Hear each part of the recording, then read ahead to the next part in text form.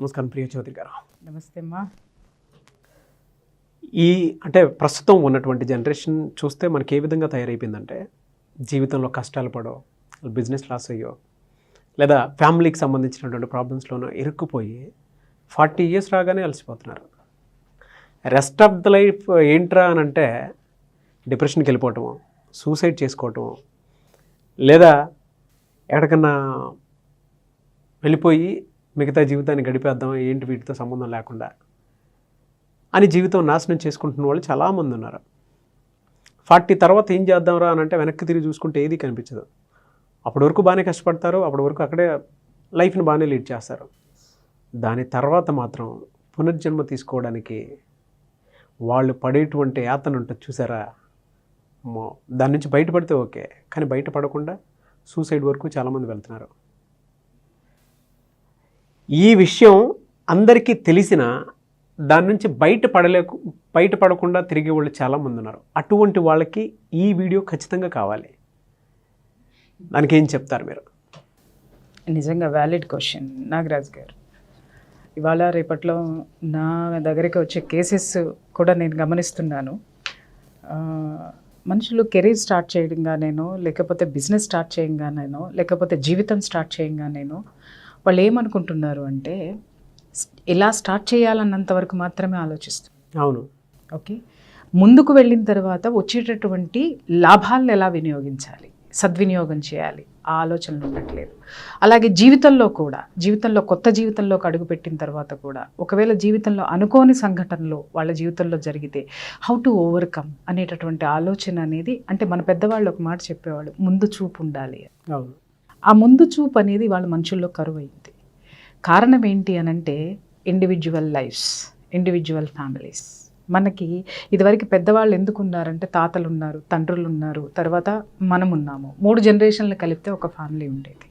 ఆ 3 జనరేషన్లో ఏంటి అనంటే ఇప్పుడు ఈ జనరేషన్లో ఉన్న ఆవేశాన్ని తండ్రి కొంత ఎక్స్ప్లెయిన్ చేస్తే ఆయన ఆ ఎక్స్పీరియన్స్లో లేనటువంటి వాటిని మళ్ళీ తాత రూపంలో మళ్ళీ ఇంకా ఒక మోటివేషనల్ వర్డ్స్లో ఆయన పురాణాల నుంచి తీసుకోనివ్వండి, ఆయన ఎక్స్పీరియన్స్లు తీసుకోనివ్వండి, వాళ్ళ ఊర్లో వాళ్ళని తీసుకోనివ్వండి, ఇట్లా డిఫరెంట్ ఎగ్జాంపుల్స్తో చెప్పేవాళ్ళు.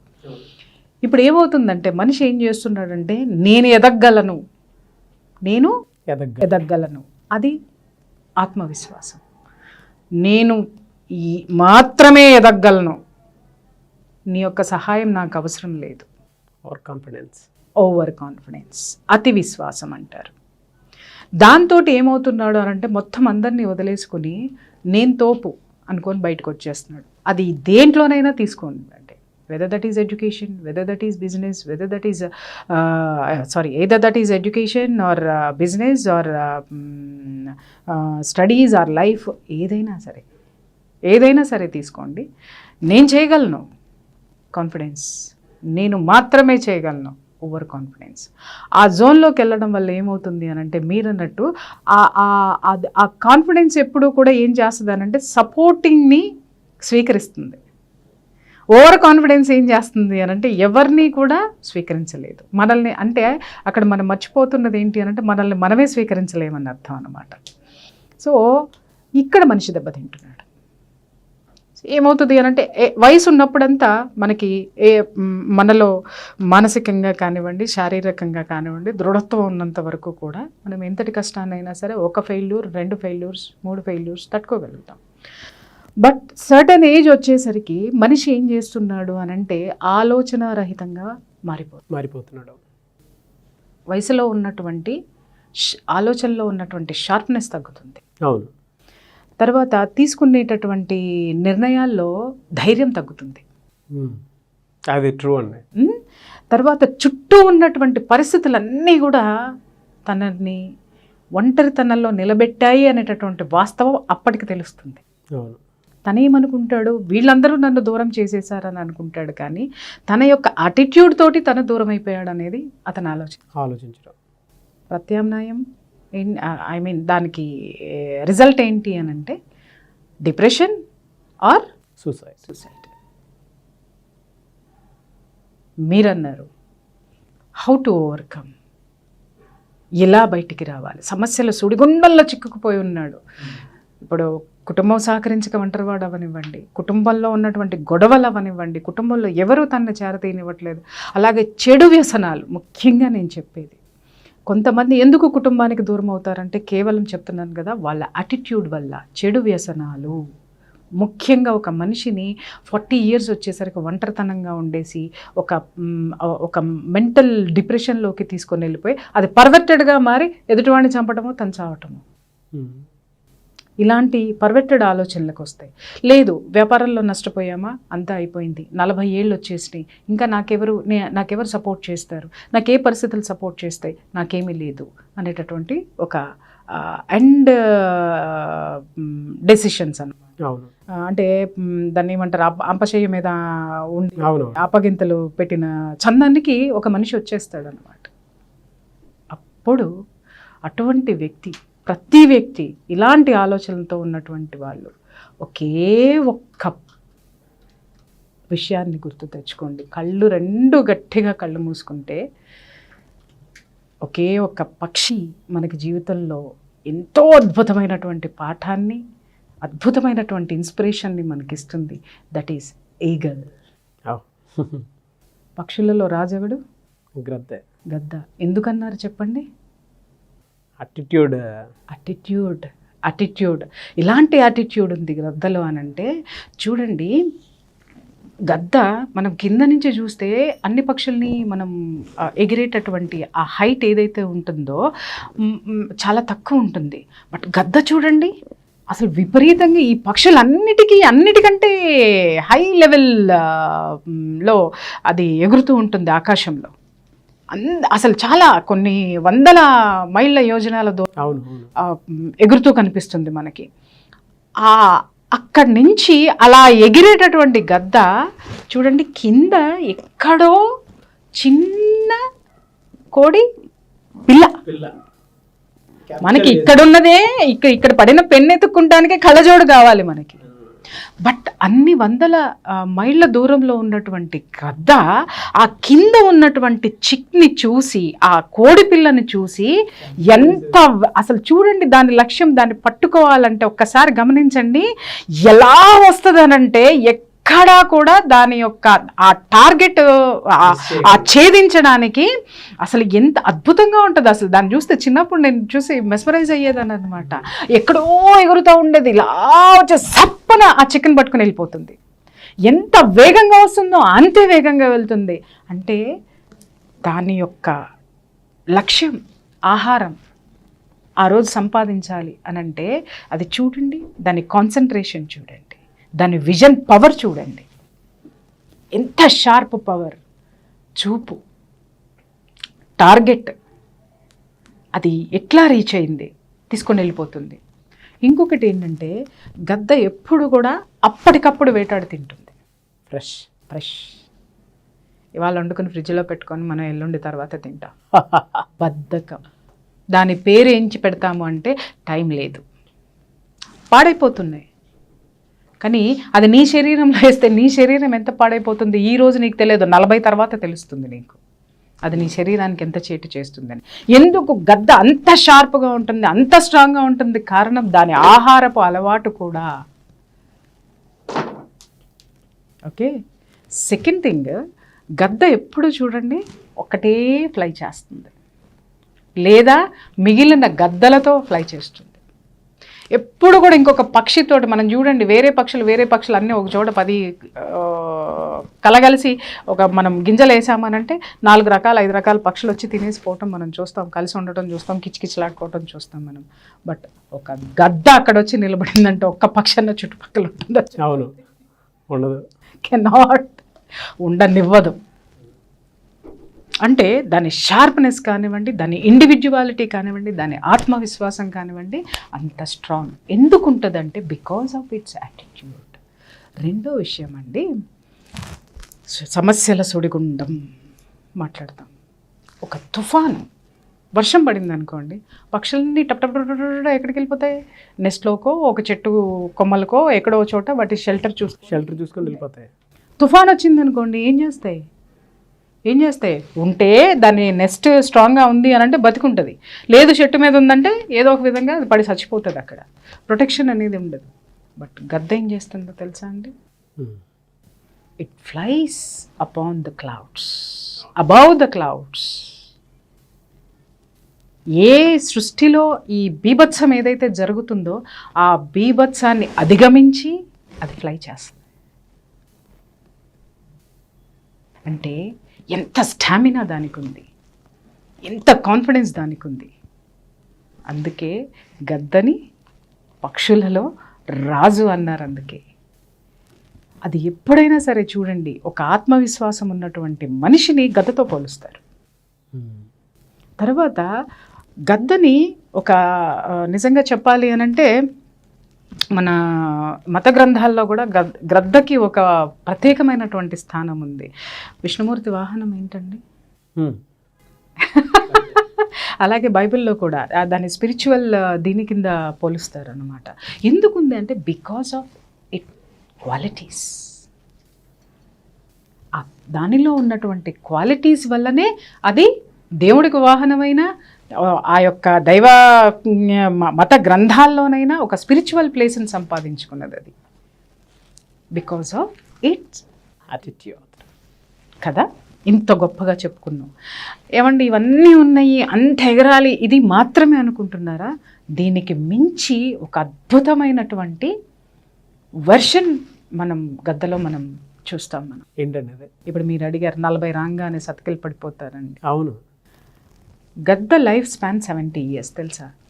అందరికి తెలిసే ఉంటుంది 70 years. బట్ మనిషికి కూడా ఇంచుమించు అంతే కదా. అంతే అంతే ఉంటుంది. అంతేకాదు, తలుచుకుంటే 120 ఏళ్ళైనా బతుకుతాడు, 170 ఏళ్ళైనా బతుకుతాడు. కానీ మనం తలుచుకునేది అంతే ఎప్పుడు అని అంటే, పెళ్ళాం కొట్టిందా, పెళ్ళాన్ని పోషించలేదా, లేకపోతే పక్కనాడు ఎదిగిపోయాడా, లేకపోతే పరీక్షలో ఫెయిల్ అయ్యానా, లేకపోతే బిజినెస్లో లాస్ అయ్యానా, నన్ను మోసం చేశారు, నేను ఫెయిల్యూరు అని వీడు మమ అనుకుంటూ ప్రపంచంలో ఉన్న నెగిటివ్ అంతా వీడి మీద వేసేసుకుంటూ ఉంటాడు. కాబట్టి 40 లోపే జయ గురుదేవ్ వెళ్ళిపోతున్నాడు పై తప్పగట్టేస్తున్నారు అంతే. 35 దాటిన తర్వాత లైఫ్ గ్యారంటీ లేదు. But you should read, you should observe, you should follow the eagle. 40 years వచ్చిన తర్వాత గద్దకి, ఇప్పుడు నేను ఇందాక చెప్పాను చూసారు, అది ఎలా వేటాడుతుందని చెప్పాను, అంత పై నుంచి ఫోకస్డ్గా వచ్చే సారీ అసలు స్ప్లిట్ ఆఫ్ సెకండ్స్ అండి, కంటి రెప్పపాట్లో గద్ద దన్నుకుపోయాడు రా అంటారు. అంటే అర్థం ఏంటి అని అంటే, యూ కెనాట్ దాన్ని ఏమంటారు, అడ్డుకోలేవు నువ్వు దాన్ని. గద్దని ఇప్పుడు ఈ కాకి ఏదన్నా వస్తే తోలగలం, పిచ్చుకొస్తే తోలగలము, లేకపోతే పావురం వస్తే తోలగలము, ఇంకే పక్షులు వచ్చినా దాన్ని ఒక చెట్టు మీద ఒక పండును కొడుతున్నా తోలగలం, ఒక పక్షిని ముట్టుకున్నా తోలగలం, లేకపోతే ఇంకొక దాని మీదకి వెళ్తున్నా కూడా మనం అబ్జెక్ట్ చేయగలము, మనం దాన్ని ఆపగలము. But we can not. అసలు మనకి అందనటువంటి విషయం అది. ఏది? స్ప్లిట్. అసలు రెప్పపాట్లో ఎగరేసుకుని పోతుంది, గద్దలాగా తన్నుకుపోయాడు రా అని అంటారు. అంటే ఏంటంటే ఇంకొకరికి అవకాశం ఇవ్వరు, అంత షార్ప్ లక్ష్యం అన్నమాట వాళ్ళది. దానికి ఆ పేరు ఉంటుంది. అలాంటి షార్ప్నెస్కి యూజ్ అయ్యేటటువంటి దాని గోళ్ళు, అంత అబౌవ్ క్లౌడ్స్ మీద ఎగిరేటటువంటి దాని రెక్కలు, ఆ మాంసాన్ని పొడుచుకు తినేటటువంటి ఆ ముక్కు, మొత్తం అన్నీ కూడా ఆ ముక్కు అంతా బండబారిపోతుంది, ఆ షార్ప్నెస్ తగ్గిపోతుంది, ఆ గోళ్ళల్లో షార్ప్నెస్ తగ్గిపోతుంది. ఆ ఫెదర్స్ అన్నీ కూడా 40 years వచ్చేసరికి ఆ ఫెదర్స్ పెరిగిపోయి ముదురుగా అయిపోయి చాలా చాలా థిక్ అయిపోతాయి అన్నమాట. అది ఎగరడానికి దాని ఆకారానికి మించి పెరిగిపోయి అది ఎగరలేనటువంటి పరిస్థితుల్లో వస్తుంది. ఇప్పుడు చెప్పండి, గద్ద ఏం చేయాలి? ఆత్మహత్య చేసుకోవాలా? డిప్రెషన్లోకి వెళ్ళాలా? లేకపోతే మిగిలిన పక్షులన్నిటి మీద పడి అరవాలనా? మూల కూర్చోవాలనా? ఆకలితో చచ్చిపోవాలనా? ఎందుకంటే వేటాడలేదు అది. అవును, అది వేటాడితేనే తింటది, ఇంకొకళ్ళు వేటాడింది అది తినదు. ఏం చేయాలి గద్ద? ఇవేమీ చేయదండి. ఏం చేస్తుంది? పునర్జన్మ కోసం ట్రై చేస్తుంది విత్ ఎ పెయిన్ఫుల్ యాటిట్యూడ్. ఎంత భయంకరమైనటువంటి పెయిన్ఫుల్ యాటిట్యూడ్ తోటి అది రీబర్త్ తెచ్చుకుంటుంది అని అంటే, 40 years అయ్యి ఎప్పుడైతే తనకి ఇలా ఈ మైనస్లన్నీ వస్తాయో, తన శరీరం తనకి సహకరించదో, అప్పుడు వెంటనే ఏం చేస్తుంది అని అంటే అది ఒక శిఖరం మీదకి, ఒక మౌంటైన్, ఒక పర్వతం మీదకో, ఒక కొండ మీదకో, ఆ రాక్ మీదకి వెళ్ళిపోతుంది అనమాట, పినాకిల్ మీదకి వెళ్ళిపోతుంది. వెళ్ళి అక్కడ ఒక నెస్ట్ ఏర్పరచుకుంటుంది. అక్కడ కూర్చొని ఏం చేస్తుందో తెలుసా అండి, 150 days ప్రాసెస్ తీసుకుంటుంది తన రీబర్త్ కోసం. ఏం చేస్తుంది మేడం? తపస్సు చేస్తుందా, మెడిటేషన్ చేస్తుందా, దేవుడి కోసము ఇంకేమన్నా పద్యాలు చదువుతుందా, లేకపోతే మంత్రాలు పూజలు చేస్తుందా, లేకపోతే ఇంకా ఏమన్నా వండర్స్ చేస్తుందా? ఏం చేస్తుంది అని అంటే ఆడ ఫస్ట్ అక్కడ ఆ మౌంటైన్లో ఒక రాక్ మీద కూర్చోనది, ఎవ్వరు మళ్ళీ చుట్టుపక్కల ఎవ్వరు అందనటువంటి ప్లేసు. అక్కడ చూడండి, అది చూస్ చేసుకునేది కూడా అసలు ఎలాంటి ప్లేస్ని చూస్ చేసుకుంటుందో, అది it's a royal thing. Eagle means it's a royal. ఏది ఉన్నా దాని ప్రత్యేకత దానికి ఉంటుందన్నమాట. అక్కడ కూర్చుంటుందండి. కూర్చొని ఫస్ట్ ఏం చేస్తుందంటే దాని ముక్కుతోటి ఈ షార్ప్నెస్, ఇవి తగ్గిపోయినటువంటి గోల్డ్ ఏమన్నా ఉంటుందో ఆ గోళ్ళని పీకేసుకుంటుంది ముక్కుతో. సడేషన్ తీసుకుందా, మనం యాంగ్జైటీలోకి వెళ్ళంగానే, డిప్రెషన్లోకి వెళ్ళంగానే 100 నిద్ర మాత్రలు రోజుకు 1, 2, 3 ఫస్ట్ 1తో మొదలు పెడతాం, తర్వాత అది 100కి వెళ్తుంది ఇక చివరి ఆఖరికి వచ్చేసరికి. బట్ అది పీకేసుకుంటుంది. దాని లక్ష్యం ఏంటండి?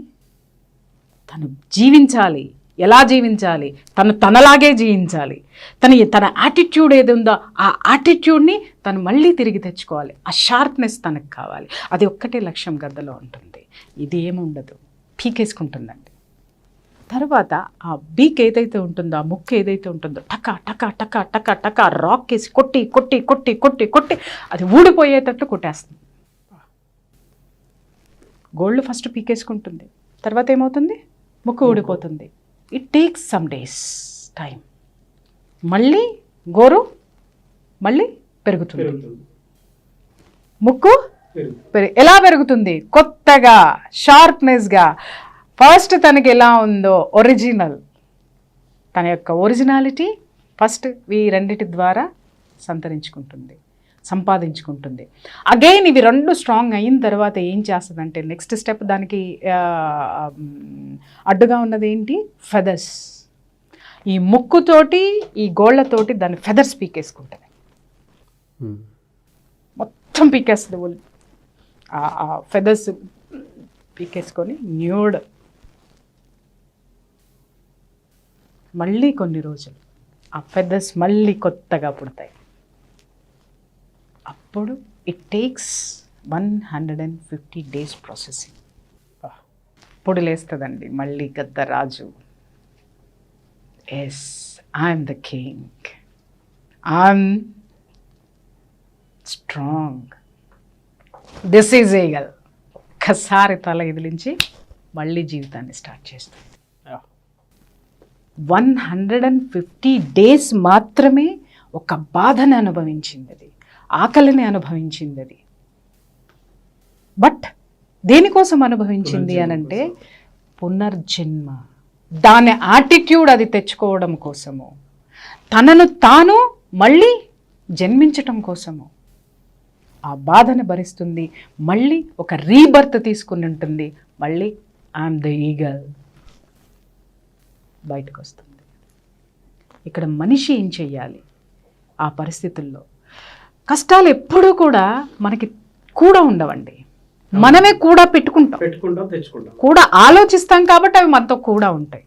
ఒక నష్టమే వచ్చింది, లేదు ఒక చెడు అలవాట్లో ఉన్నారు, ఒక భయంకరమైనటువంటి దాంట్లో నుంచి రాలేనటువంటి సిచ్యువేషన్స్లో చాలామంది పేరెంట్స్ కూడా ఏం చేస్తారు అని అంటే వాళ్ళ పిల్లల్ని అలవాట్లు ఎలా మాన్పించాలి అని చెప్పేసి అని పాపం వాళ్ళు చెయ్యని ప్రయత్నాలు అంటూ ఏమీ ఉండవండి.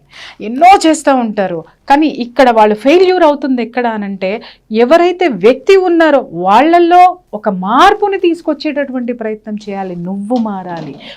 ఆ చెడు అలవాట్లు ఉన్నటువంటి వ్యక్తి కానివ్వండి, డిప్రెషన్లోకి వెళ్ళినటువంటి వ్యక్తి కానివ్వండి, జీవితంలో ఓడిపోయినటువంటి వ్యక్తి కానివ్వండి, వీళ్ళందరిలో మనం ఫస్ట్ చేయవలసినటువంటి పని ఏంటి అనంటే వాళ్ళు మళ్ళీ వాళ్ళ జీవితం ఎంత విలువైందో ఆ జీవితాన్ని మళ్ళీ వాళ్ళు ఎలా పునర్నిర్మించుకోవచ్చో ఆ పునర్నిర్మాణం ద్వారానే పునర్జన్మ అనేది వస్తుంది. అవును. కొత్త ఉత్సాహం వస్తుంది, కొత్త ఆలోచనలు వస్తాయి, కొత్త ఎనర్జీ వస్తుంది మనకి. ఆ ఎనర్జీ తోటి మన రూపం కూడా కొత్తగా మారుతుంది చూడండి. అది వరకటి కంటే కూడా సెకండ్ వెర్షన్, మనం సెకండ్ ఇన్నింగ్స్ ఏదైతే స్టార్ట్ చేస్తామో ఆ ఇన్నింగ్స్ ఎప్పుడు కొత్తగా, ఎనర్జెటిక్గా, చాలా అద్భుతంగా, అందంగా ఉంటుంది. ఏంది 24 అవర్స్ మనము అయ్యో అయ్యో అయ్యో అని కూర్చోవద్దు. ఆ అయ్యో నుంచి అమ్మో అనుకునేటటువంటి స్థాయికి మళ్ళీ మన జీవితాన్ని తీసుకురావడానికి పేదరికం వచ్చిందా, అనుభవించండి. బట్ దాంట్లో నుంచి అవకాశాలను ఎలా ఎత్తుక్కోవాలో అంటే నీలోనే ఉన్నాయి. నువ్వే కదా ఆ స్థాయికి వచ్చి ఓడిపోయావు, నువ్వే కదా చెడు అలవాట్లకు బానిస అయ్యావు. కానీ బానిస అవ్వకముందు నీలో ఉన్నటువంటి క్వాలిటీస్ ఏంటి, ఆ క్వాలిటీస్ని మళ్ళీ పునర్నిర్మించుకోండి. మీరు ఏమవ్వాలని అనుకుంటున్నారో దాన్ని మీ మైండ్లో ఒక ప్లాన్ చేసుకోండి. మీ ఇన్నర్ మైండ్కి ఏదైతే ఉందో I'm so and so, I'm a great businessman, as great businessman అనుకుంటూ ఉండండి. ఒక ఉత్సాహం మీలో వస్తుంది. ఆ ఉత్సాహం ద్వారా మిమ్మల్ని మీరు ఎలా మళ్ళీ జనంలోకి రావాలి, మళ్ళీ వ్యాపారంలోకి రావాలి. ఏమీ లేదు అనుకోకండి. మనం దేనికోసమైతే ఆలోచిస్తున్నామో అది మాత్రమే మనకు వస్తుందని ఇంతకుముందు మనం చాలా ఎపిసోడ్స్లో చెప్పుకున్నాం. ఏం ఆలోచిస్తామండి మనం ఎప్పుడు 24 గంటలు కూడా అయ్యో ఇలా అయిపోయింది ఏంటి, అయ్యో ఇది జరిగింది ఏంటి, నాకంటే దురదృష్టవంతుడు ఎవరో లేరు, వీళ్ళందరూ చెడ్డవాళ్ళు, నేను మాత్రమే మంచివాడిని, లేదా నేను మాత్రమే మంచిదాన్ని, వీళ్ళంతా స్వార్థపరులు. కాదు, ఆ అవకాశం నువ్విచ్చావు. ఇంకొక విషయం కూడా చెప్తున్నా, మనల్ని మోసం చేసిన వాడు గొప్పవాడు కాదు. ఆ మోసగాడు మన ఎదుటిగా ఉన్నంత వరకు కూడా మనం వాడిని తట్టుకొని నిలబడ్డాం చూసారా, అది గొప్ప. మనం గొప్పవాళ్ళం. దాన్ని ఫేస్ చేసి నిలబడి ఎప్పుడైతే జీవితాన్ని మనం తయారు చేసుకుంటామో, life is what we make it. Nagaraju గారు గద్ద చూడండి, ఆ షార్ప్నెస్ చూడండి, అది వేటాడేటప్పుడు దాని విజన్ చూడండి. మళ్ళీ మీ లక్ష్యాన్ని చేరుకోవాలంటే మీ లక్ష్యం యొక్క చూపు ఎక్కడ ఉండాలండి, టార్గెట్ మీద ఉండాలి, దాని మీద ఉండాలి. తర్వాత ఎలా ఉండాలంటే మీ చుట్టూ ఉండేటటువంటి బీభత్సాలన్నీ మిమ్మల్ని తుఫాన్లాగా చుట్టూ మిమ్మల్ని ఉక్కిరి బిక్కిరి చేస్తుంటే మీరు ఏం చేయాలండి, you should fly above your circumstances. అవును. అట్లాగే నిన్ను నువ్వు పునర్నిర్మించుకోవాలి అనుకుంటే ఏం చేయాలంటే పాత వాటిని పీక్ అవతల పారే, అవి పెయిన్ఫుల్ అయినా సరే, నీ పరిస్థితులు నిన్ను ఎంత నువ్వు వదులుకోవాలి అనంటే, దాన్ని బయటికి పంపించాలి అనంటే, దానికోసం ఒక యాటిట్యూడ్, మీరు ఒక చెడు అలవాట్లకి బానిస అయితే రీహాబిటేషన్లో మీరు కష్టాలు పడాలి. మీ బాడీ చాలా చాలా చాలా ఎస్టేట్ చేస్తుంది అన్నమాట, వాటిని స్వీకరించదు, ఏ కొత్త అలవాట్లను స్వీకరించదు, చాలా పెయిన్ఫుల్ ఉంటుంది. కొన్నాళ్ళు ఆ పెయిన్ఫుల్ని భరించండి, మీ కొత్త జన్మ ఎలా ఉంటుందో అర్థం చేసుకోండి. అలాగే మీ ఏ కష్టాలైతే మిమ్మల్ని ముంచెత్తినాయో, fly upon circumstances. Try and try till you success. So విజయం కోసం మనం ఒక చూపు ఎప్పుడైతే మన యొక్క మైండ్ని, మన యాటిట్యూడ్ని పెడతామో, ఇది ఫెయిల్యూర్ కాదండి. మన జీవితంలో ఏది జరిగినా కూడా it's a part in our life. ఇంకా జన్మ మనకి బోల్డంత ఉంది. దాన్ని రీకన్స్ట్రక్ట్ చేయడానికి మనకి ఏమి అవసరమో వాటిల్ని మనం చాలా జాగ్రత్తగా వాటిల్ని మనం ఆ యొక్క అవకాశాలను అందిపుచ్చుకొని మనం మారాలి అని అనుకున్నప్పుడు ఆ మారేటటువంటి పరిస్థితులు మనకి ఎంత బాధ కలిగించినా, తర్వాత ఎంత భరించలేనివిగా ఉన్నా కూడా వాటి నుంచి ఓవర్కమ్ అయ్యేటటువంటి పట్టుదల మనతో ఉంటే ఖచ్చితంగా మనకు ఒక అద్భుతమైనటువంటి జన్మ మళ్ళీ మన ముందుంటుంది. Life is what we make it. Live like an eagle. Suman టీవీలో మీ పర్సనల్ అండ్ బిజినెస్ ప్రమోషన్స్ కోసం కింది నెంబర్కి కాంటాక్ట్ చేయండి.